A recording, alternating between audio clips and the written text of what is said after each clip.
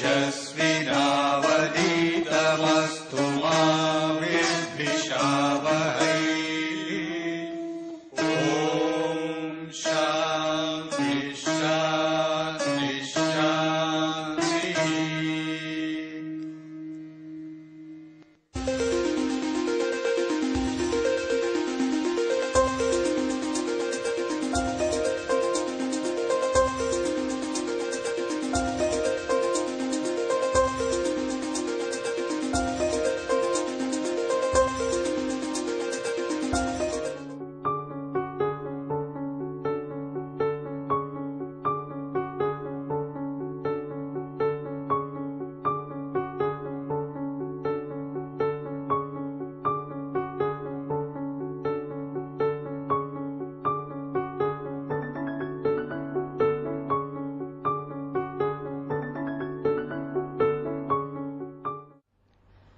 In this second lecture, we will be looking at two more formulations in linear programming. We will look at a third formulation, which is the cutting stock problem.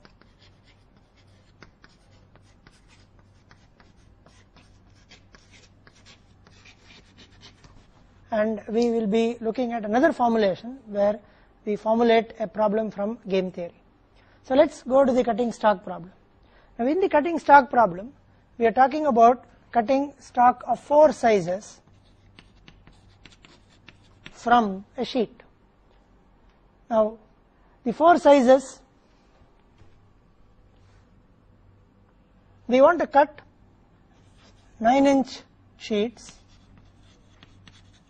8-inch sheets, 7-inch and 6-inch from a 20-inch sheet. For example, we assume that we have 20-inch sheets like this. Now from these 20-inch sheets, we want to cut sheets that have, for example, 9-inch, or we could have 8-inch, or 7 or 6. Now there is a requirement for each of these. So we need to go to this.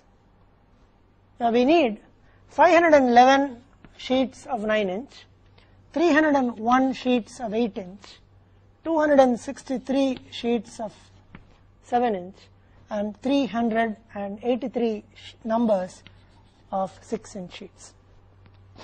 You can actually assume that either we have, say, about 10,000 such 20-inch wide sheets with, say, something like a 50-inch length. And you can go back and say you want 50 by 9, 511, 50 by 8, 50 by 7 and 50 by 6. We could do that. Or we could think in terms of an infinitely long roll of 20-inch width from which we want to cut 50 by 9, 50 by 8, 50 by 7 and 50 by 6. This length is actually not important to us. This width is important. And we are looking at one-dimensional cutting. For example, we don't allow cutting this way. We allow cut only along the width. Now the problem is to cut in such a way that we get 511 9-inch wide sheets, 301 8-inch wide sheets, 7 and 6-inch, and minimize the waste. So first thing we need to do is to define what is this waste. Now before we go into the definition of the waste, let us see the number of ways by which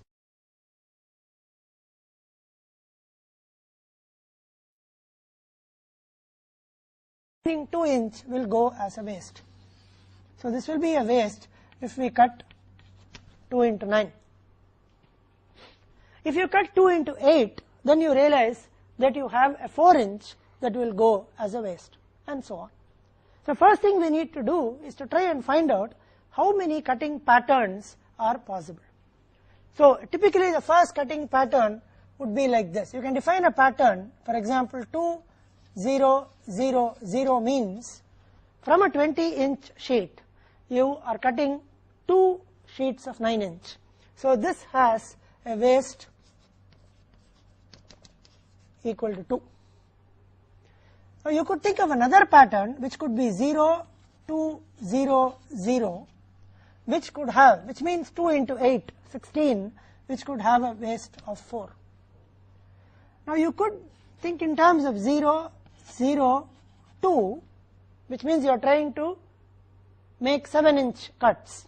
So maximum of 2 is possible with a waste of 6. And since 6 is already a requirement here, we don't treat the 6 as a waste.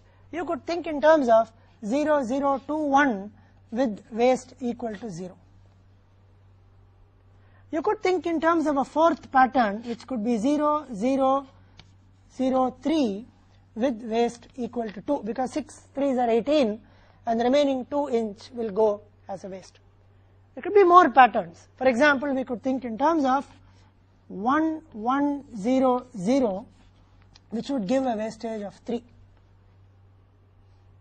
This means there is a 9-inch cut, there is an 8-inch cut and a wastage of 3.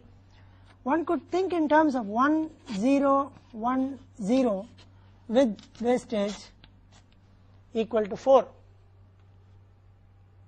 We could think in terms of 1, 0, 0, 1, which could have wastage of 5.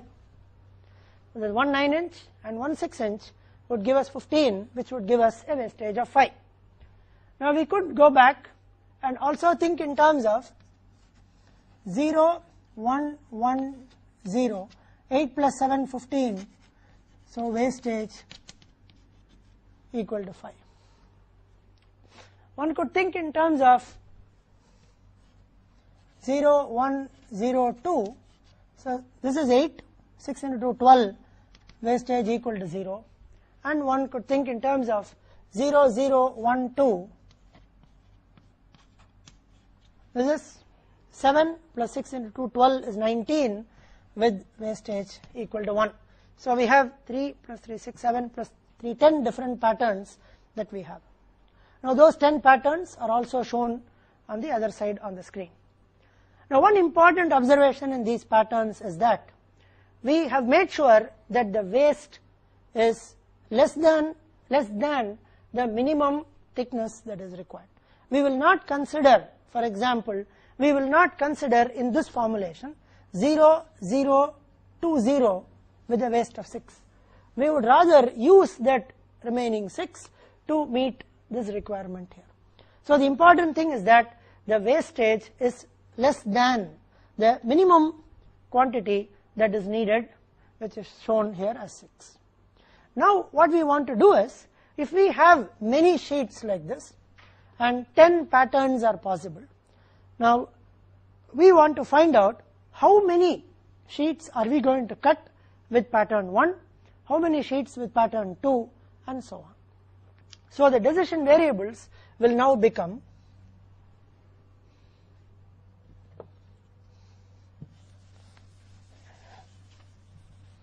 the decision variable xj is number of sheets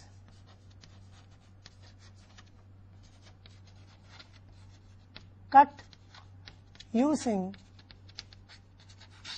pattern j. So x1 to x10 will now represent these 10 patterns and the number of sheets cut using these 10 patterns. So now if we look at the requirement for the 9-inch, we can get 9-inch sheets if we cut using pattern number 1. We call this patterns 1, 2, 3, 4 up to 10. So if we cut pattern 1, this pattern, this would give us 9-inch. So 9-inch sheets are cut by using patterns 1, 5, 6 and 7. Similarly, 8-inch sheets are cut using patterns 2, 5, 8 and 9 and so on. So if we decide to cut x1 sheets using pattern 1 and so on, then as far as 9-inch sheets are concerned, we will have 2x1 plus x5 plus x6 plus x7. Now this many sheets we will get of 9-inch. Now this has to be greater than or equal to the requirement of 511. The question is whether this is an equation or whether this is an inequality. Now what can happen is, sometimes, not necessarily in this case, sometimes if these coefficients are not 1, it may be possible that we end up getting more than 511. So it makes sense to model this as an inequality of the greater than or equal to type rather than force it as an equation. So we put an inequality here and say the number of sheets that we get through this cut is greater than or equal to 511. Now similarly for the 8-inch I get 2x2 plus x5 plus x8 plus x9 is greater than or equal to 301. For the 7-inch I get 2x3 plus x6 plus x8 plus x10 is greater than or equal to 263, and for the 6-inch I will get x3 plus 3x4 plus x7 plus 2x9 plus 2x10 is greater than or equal to 383. The non-negativity restriction is xj greater than or equal to 0. So we have written the constraints as well as the non-negativity restriction for this problem, which you can see is shown on the top portion of this. Now we need to write the objective function. The objective function is to minimize the waste. So let's write the objective function now.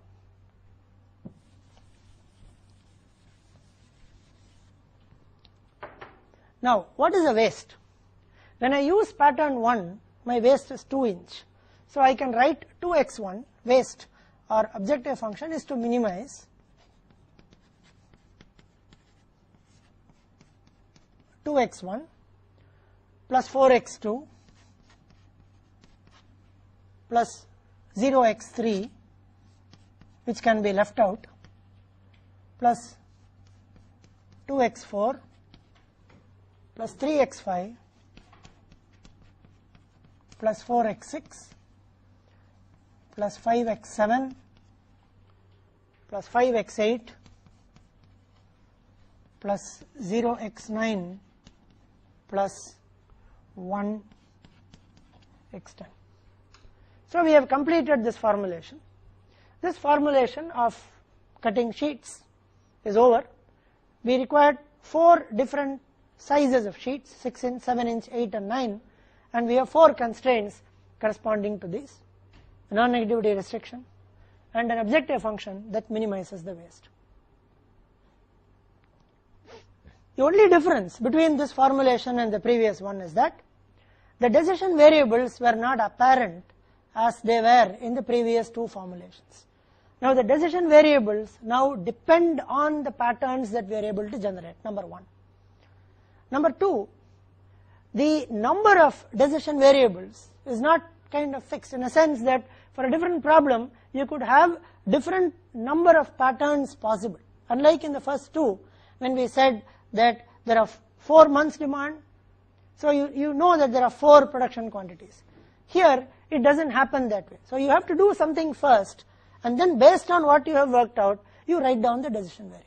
So the important learning in some sense here is that there could be problems where the decision variables are not very apparent. You will also realize by now that if you had addressed this problem in a different direction, and if you had not thought of the possible patterns that are there and then had written the decision variable, formulation would become very difficult. So first step in any formulation is to identify the decision variable. In fact, once the decision variable is identified, almost half the formulation is over. Rest of the constraints and objective come along with the decision variable. Now what are the other things that we can learn from this formulation? Now let us do something more. Let's assume, for example, that if we end up making more than this 511, then we will assume that those excess sheets cut over and above the requirement also waste. Therefore, we add those excess sheets into the objective function, which we did not do earlier. Now let us see what happens if we add the excess sheets into the objective function. To do that, let's go back and understand this. we are having a 20-inch sheet. Let's assume that this has the constant length of say something like 50 is required. So actually speaking, what is the waste? The waste is not 2, but the waste is, in terms of area, is actually 50 into this. If we represent the waste as an area and not as a length. Now to this we are going to add the excess as wastes. So let us see what happens if we add the excess as waste. If we do that, then the waste here would be 9 into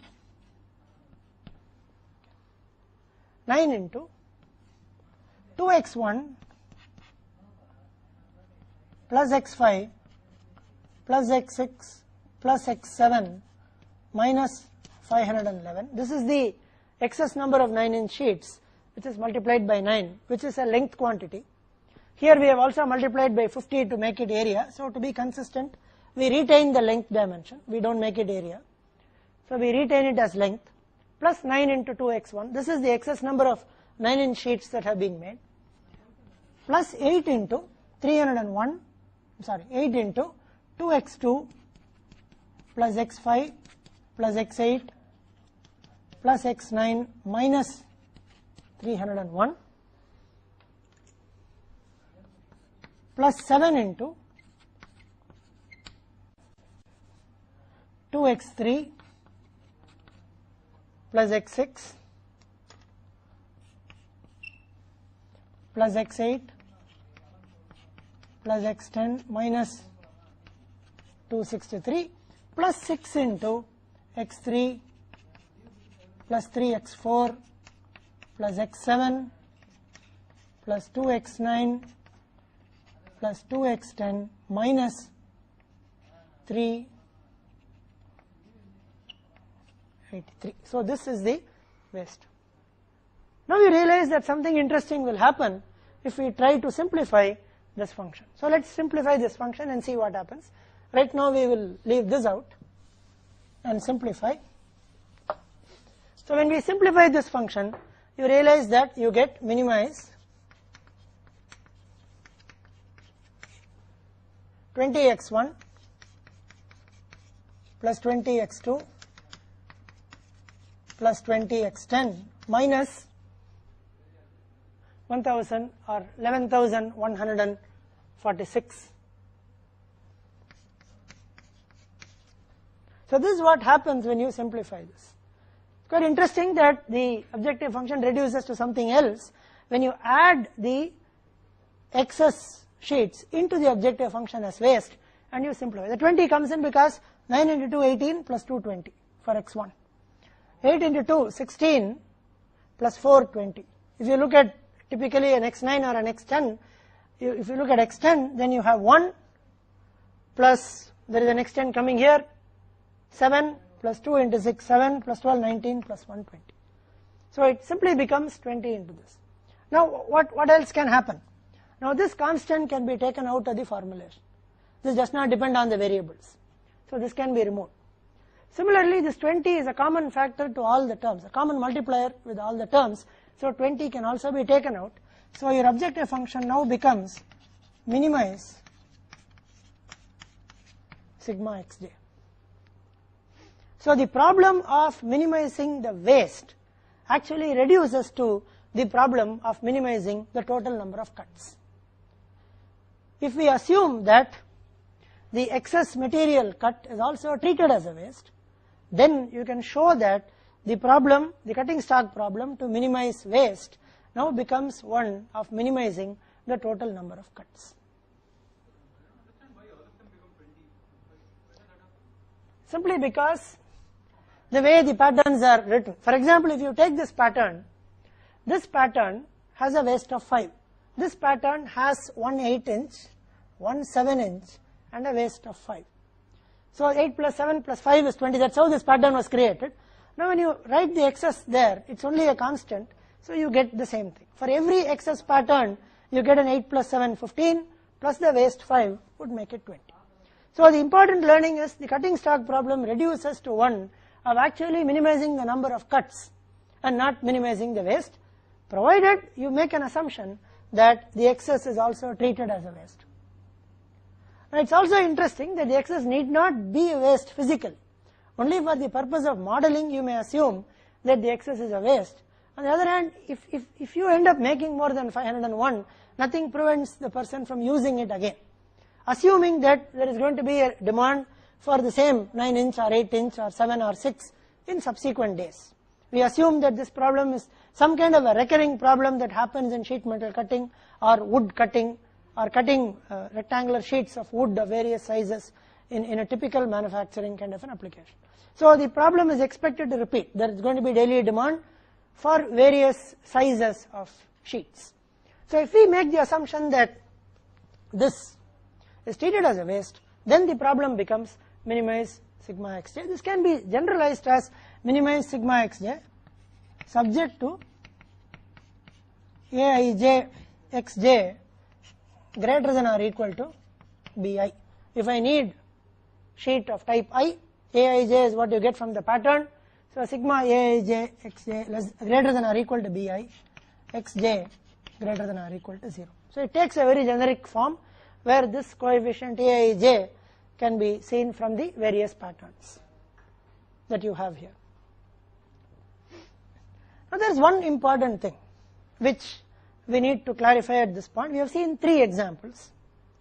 The first 2 examples we learned the various terminology, different types of objective functions, constraints, etc. Here we learned that the decision variables may not be apparent and certain things have to be done before the decision variables are identified. Now we have to look at one more thing. Now we have said that this xj is explicitly non-negative. For example, I cannot have minus 5 cuts of pattern 1. It has to be a number greater than or equal to 0. Should this also be an integer?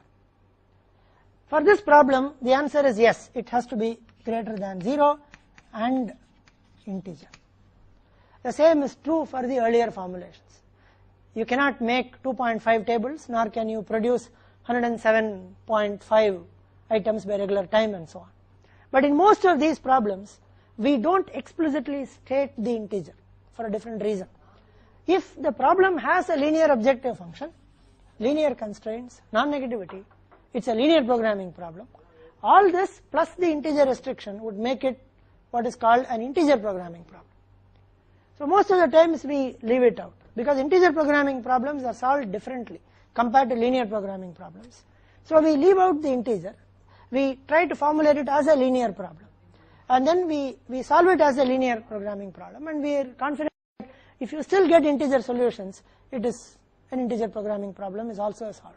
So even though most of these variables have to be explicit integers, we don't state them as integers when we formulate them as linear programming problems. So we leave that out. There's one more thing we need to look at in this formulation.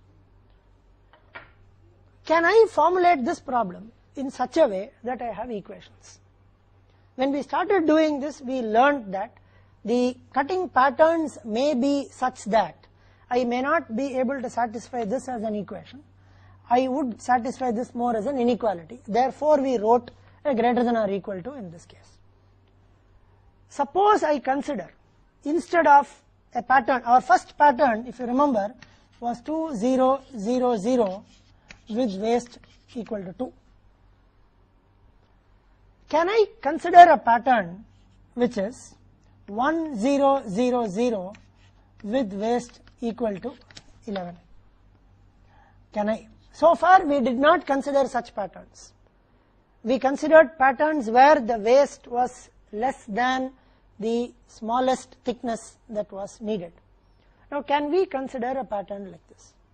If we consider patterns like this, then the first thing that will happen is the number of feasible patterns or number of possible patterns will be definitely more than 10, and it will be a very long number. But if we do this, then we can go back and say, if we consider an exhaustive set of patterns, we can always go back and say that it will be more than 10. You may get some 30 or 40 patterns possible, a finite number, large number, 30 or 40 possible patterns. But you will still be able to write it as an equation. I will be able to cut in such a way that I exactly meet the demand. You can go back and say that if, for example, this is 512 against 511 and one sheet is carried, that one sheet becomes a waste in this formulation. If I write this as an equation and have an exhaustive set of formulations, then it means for that one sheet I am using this pattern instead of this pattern. So there is nothing wrong, provided we can formulate it that way. So if we exhaustively enumerate all patterns, there are many more. For example, you could have a 0, 1, 0, 0 with 12 and so on. In fact, you can even think of 0, 0, 0, 0 with waste equal to 20 as a pattern and yet do it. And if you do that, then you end up getting equations here in all these 4, and you will have Ax equal to B. Now this apparently is an inferior formulation because it has fewer variables compared to the earlier one. But you will realize much later in an advanced course in operations research that the cutting stock problem is actually solved using this formulation and not the formulation with inequalities. If we go back and see there, this is what we try to show. If you use, you get subject to Ax equal to B if you use exhaustive set of patterns and Xj greater than or equal to 0. In fact, formulation with more number of variables can be used if we develop a column generation. It's too early to look at column generation now, but much later in an advanced course we will see column generation methods, and the one-dimensional cutting stock problem that we have just now formulated is actually solved using a column generation and more importantly considering this equation and not inequalities. And you get the equation if you look at more variables and a more exhaustive formulation such as this. So this kind of brings us to the end of the third formulation in this course, and we look at a fourth formulation before we kind of complete the formulation topic. So we look at a fourth formulation here, and that's also an interesting formulation. This is a problem from game theory.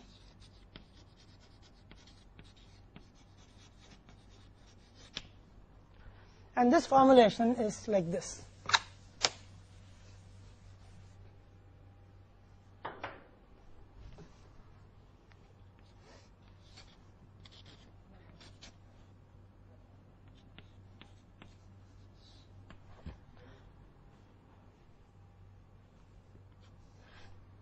Now let's look at a problem from game theory which is also formulated as a linear programming problem. Let's assume that there are two competitors, we call them A and B, who are competing for a market for the same product. You can assume any two from any industry that you know. Now both these people A and B want to have a higher market share, and both of them have some strategies with respect to promoting their product. For example, typical strategies would look like a discount. You could go back and say strategy 1 would mean I give a 1 rupee discount on the product. A second strategy could be you buy 2 get a third free. A third strategy could be you get 10% more for the same price. A fourth strategy could be you buy this, you get something else free. So people have different strategies that they use over a period of time to promote their product. So we assume that A and B have now thought of two strategies for each. We don't know what these two strategies are. The same two are not handled by A and B. For example, A could handle a different one, B could handle another one. The information that we have here is called a payoff matrix for A. A payoff matrix for A. For example, if A plays strategy 1 and B also plays strategy 1, then A gains 3 rupees, or you could keep it as 3 lakhs or any amount. A gains 3. If A plays strategy 1, B plays strategy 2, A gains -2, which is A loses 2. Similarly, A plays strategy 2 and B plays strategy 1, A loses 1, and for 2 and 2, A gains 4. Now the question is this. Let's assume a certain period of time, say 1 month. We will also assume that the person can instantly switch from one strategy to another. B can also instantly switch from one strategy to another. If you look at a situation where A is playing strategy 1 for some time, now what will happen is B is smart enough to understand that A is playing strategy 1, so B will start playing strategy 2 so that A loses 2 and B gains 2.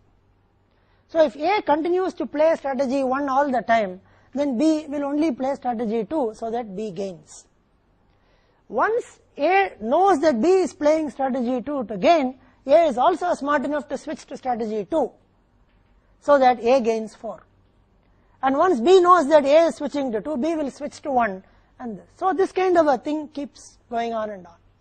So the question is, given a certain amount of time, what is the proportion of times A will play this, A will play this? And what is the proportion of times B will play this and B will play this? Such that there is a net thing that happens. So that's the problem we are trying to formulate in this. Now let us look at A. This is called a payoff matrix for A. Exactly opposite is a payoff matrix for B. If A gains 3, B loses 3. If A loses 2, B gains 1. This is matrix for A. You can write an equivalent payoff matrix with the signs reversed as payoff for B. Now let us look at A's problem alone. Now A's problem will be like this. What proportion does A play strategies or options, you might call them, 1 and 2? So the decision variables for A are, let P1 and P2 be the proportion of times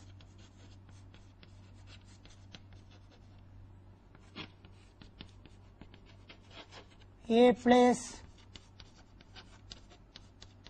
1 and 2. So A is going to play this P1 times, A is going to play this P2 times. First and the simple thing is P1 plus P2 equal to 1. P1, P2 are defined as proportions, so P1 plus P2 equal to 1. Now A has to decide on P1 and P2. Now let's assume that B, if B plays this all the time, we know that A will play this, but let's assume that if B plays this first strategy all the time, and A continues to play these two strategies with P1 and P2 respectively, then A's gain will be 3P1 minus 2P2. If B plays this all the time and A continues to play this with P1 and P2, then A's gain will be minus 2P1 plus 4P2. We have made an assumption that A and B are equally smart. Therefore, what A will try to do is, A will try to play these in proportions P1 and P2 such that A would like to maximize the profit.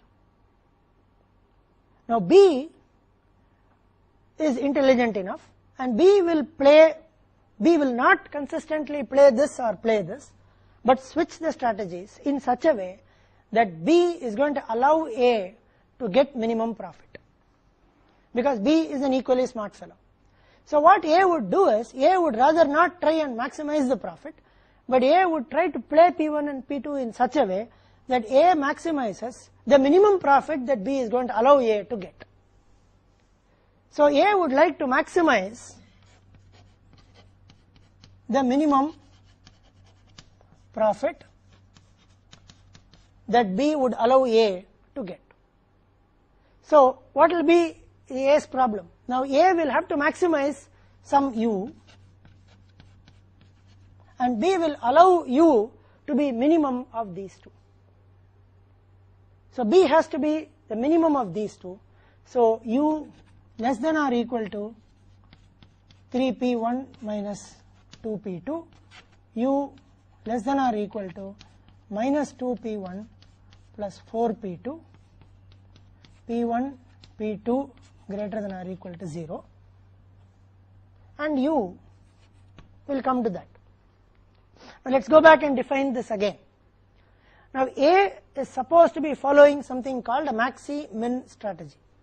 A would ideally like to maximize his or her complete profit, but B will not allow A to maximize it endlessly. B will play his or her cards in such a way that A gets minimum profit, and therefore A will come to realistic terms and say that I would now like to maximize the minimum profit that B will allow me to get. So A strategy is called a maxi-min strategy, and we formulate the problem for that strategy. So A will try to maximize a U, where U is the minimum profit that B would allow A to get. So U has to be the minimum of these two. These are the extreme. U can be somewhere in between. U will have to be less than or equal to the minimum of these two. And then P1 and P2 have to be determined in such a way that U is maximized. So this is the formulation for A's problem. Now let's go back. Now this formulation, we have defined P1 and P2 as proportion of times A plays these two strategies. So P1, P2 will have to be greater than or equal to 0. Now what about this U? Now U is the minimum profit that B would allow A to get, which A tries to maximize. So U is some kind of a profit term. Now can the problem be in such a way that A ends up making a loss? Possible. Therefore we are not sure that this U should be greater than or equal to 0. While you are sure that P1 and P2 are greater than or equal to 0, you are not sure whether this U is greater than or equal to 0. U could be greater than 0 if A ends up making a profit at all. U could be exactly 0 if A gets into a 0 situation. And U could be negative if the maximum profit that A could get based on the minimum that B would allow A to get turns out to be negative. So this U can be either greater than 0 or equal to 0 or less than 0. So this U is called unrestricted in sign. U is unrestricted in sign. So this is A's problem. So A's problem is what is called a maxi-min strategy, which you will see there. So A tries to maximize U. You can go back and look at this. A strategy is called maxi-min and would maximize the minimum of 3P1 minus P2 and minus 2P1 plus 4P2. And we define U as the minimum of these two, and we try to maximize U for A. You get the same problem, and this U is unrestricted in sign. You can see this. This is something that we are introducing for the first time. So far we have had variables that were always greater than or equal to. Now we look at an unrestricted in sign that can happen. So this is because A can also end up making a loss. So U can be positive, 0 or negative depending on the situation. Now let's go back and do something for B and see whether these two problems are actually one and the same or whether they are different. So let's now look at the problem purely from B's point of view. Well, let's erase this and look at this.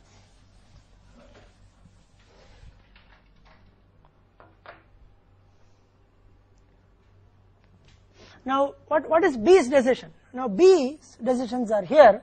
So B would like to find out with what proportion B has to play these two strategies.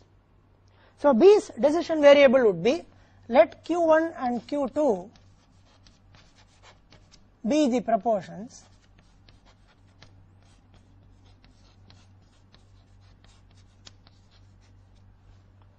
of times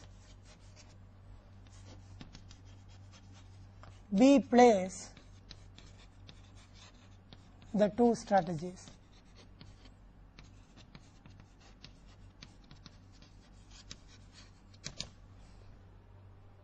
Now obviously Q1 plus Q2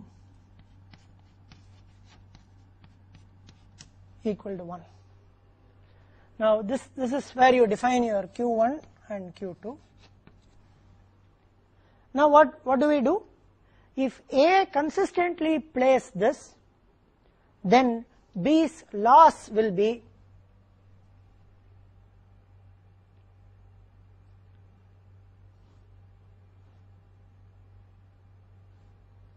sorry, this should read as minus P2. This should read as minus P2. Okay. So if B plays these two strategies with proportions Q1 and Q2 respectively, if A consistently plays this strategy, then B's loss will be 3P1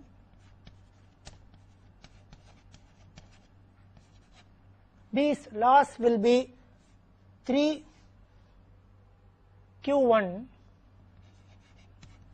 minus 2Q2. Let's go back. B plays these two strategies with proportions Q1 and Q2. So if A plays this, then B's loss will be 3Q1 minus 2Q2. If A plays this strategy consistently, then B's loss will be minus Q1 plus 4Q2. Remember, both are loss to B. They are gains to A. Now what would A and B do? Now A is not going to play one strategy consistently. A will switch the strategies in such a way that the gain to A is maximized or the loss to B is maximized. Now B will have to play these strategies in such a way that that loss which A wants to inflict on B is minimized. So B will play a strategy called minimax, minimizing the maximum loss. A is going to allow B or would want B to have maximum loss, and B would now play the strategies in such a way that this loss, maximum loss, is minimized. If A plays a maximin strategy, B would play a minimax strategy to minimize the maximum loss that A would like to inflict on B. Both can. What we are trying to do is we are trying to follow a very conservative strategy for both, because we want to look at this problem more as a linear programming formulation. We are not looking at it to try and solve a game theory problem. We could have situations where both plays different strategies. This linear programming formulation is made under the assumption that A would play a maximin and B would play a minimax. If they play different strategies, we would get different formulations. That's it. So now what we want to do is, we want to minimize a V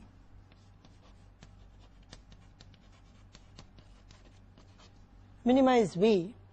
Now V is the maximum loss that A would inflict on B. Now these are the two extreme scenarios for the losses.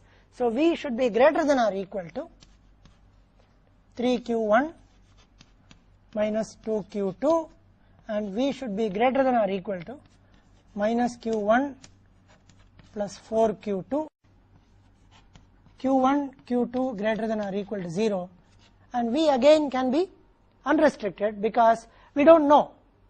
If, for example, A makes net profit, then B would make net loss. If A makes net loss, B would make net profit. So we don't know. So V is also unrestricted in sign. Now this is B's problem, and this is A's problem. We'll have to quickly come back to A's problem to make this small correction, which we did. A's problem would mean that A plays this with P1 and P2. So when B plays this strategy consistently, A's gain will be 3P1 minus P2. If B plays this, it will be minus 2P1 plus 4P2. Therefore, this correction comes. Now we look at these two problems. Now immediately we get a feeling that these two problems are related, because for the same data we have looked at A's problem and B's problem. Somewhere we also know, we will have a gut feeling that when A solves the problem and gets this U, which is the profit that A makes, it's very likely that that will be the same V that B loses. So both these problems are actually related, and in fact it's enough to formulate only one. If we formulate A's problem and solve it, and we get this U, we know that that will be equal to that V, which is the B's problem, and then from then the Q1s and the Q2s can also be determined. So what have we learnt in this formulation? We have actually learned two things. One is, the first simple learning is you could have variables that are unrestricted in sign. So this brings us to a summary. The objective function can be of two types, maximization and minimization. In the first three examples, we saw one maximization and two minimization problems. In this example, we saw both maximization and minimization that are here. Your constraints can be of three types: a less than or equal to, a greater than or equal to, and an equation. We have seen all three types of constraints in all the problems that we have seen. So far, the decision variables were of the greater than or equal to type in all the three formulations. And in this formulation, we have introduced something called an unrestricted variable. We could also have variables that are less than or equal to. So you could have three types of variables, three types of constraints, two types of objective functions, and we have seen all this.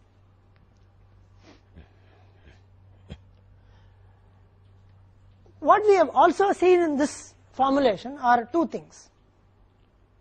If we look at this very carefully, we wrote down two expressions, 3p1 minus p2 and minus 2p1 plus 4p2, and said the objective is actually a maxi-min strategy, which means we want to maximize the minimum of certain functions. And that we wrote as we introduced another variable u, we said maximize u subject to minimum of something. In this, we said the objective is to minimax the loss. So we defined another variable v, which was not originally in the problem. And then we represented the objective of minimax by minimizing v and v greater than or equal to this. In some sense, we learnt how to formulate situations when we want to maximize the minimum value of certain expressions or to minimize the maximum value taken by certain expressions. So that is another thing that we have learnt in this formulation. The last thing that we learned, which is the most important thing, very peculiar to this formulation, is the formulations, it actually has two formulations, one for A, one for B, which we independently did. We had a formulation for A, which is this, we had a formulation for B, which is this, which we independently did. And then we realized that for this problem, the two players A and B are explicit, apparent. So we looked at two problems and we said somewhere that these two problems look similar. And it's actually enough to formulate one, we end up formulating the other. In reality, what happens is, we'll show later that every linear programming problem also has an associated linear programming problem, which was very evident in this example, not so in the earlier three. And then we will go back and say that every linear programming problem has an associated problem. And if you solve one, you could go back and solve the other indirectly. So that is something which we will see later in this course. So let's go back to this slide and see the summary. Now we go back to B's problem, which is minimize V. V is greater than or equal to 3q1 minus q2 and so on. Since A's gain is B's loss and vice versa, we know that the optimum A's problem and B's problem will have the same value as the objective function that we saw. It's not necessary to solve both. It's enough to solve only one. We could get from the other. In fact, later when we do something called duality theory, we will see that B's problem is actually the dual of A's problem and vice versa, which also will show that every problem has an associated problem, and by solving one, we can actually solve the other. Yeah. Now, we have seen four linear programming formulations. We have seen different types of objective functions, constraints, and learned few things.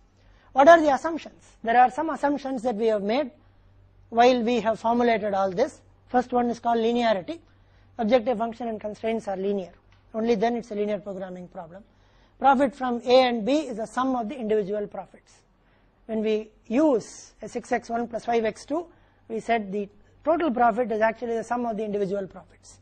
We have proportionality. Profit of one item is A, two items it's 2A. We said if each item he makes 5, for two items he would make 10 and so on. Simple divisibility and multiplicity, same as proportionality. Divisibility also ensures that it's proportionally divided. Most important, we have deterministic assumptions. All parameters and coefficients are deterministic. They are known with certainty right at the beginning, and they do not change during or after the formulation. We are not looking at any probabilistic situation where we define a profit function which is a distribution. Here we assume that all coefficients and parameters are deterministic. The next one.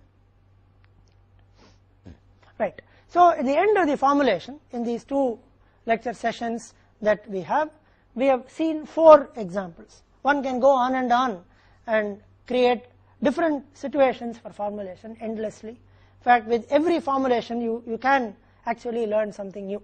What we have tried to do is, using 4 examples, we have tried to show to you the various aspects of problem formulation, the terminology, the definition in terms of objective function, constraints and variables, different types of objective functions, constraints and variables, different situations where in some situations the formulation will be explicit, the variables will be obvious, and in some other where something else have to be done to get to the variables. And lastly, a problem wherein we define both 2 problems and we just say that solving one is enough and we can get the solution to the other. So with this we end the linear programming formulation of this course. We will do the linear programming solution in the next class.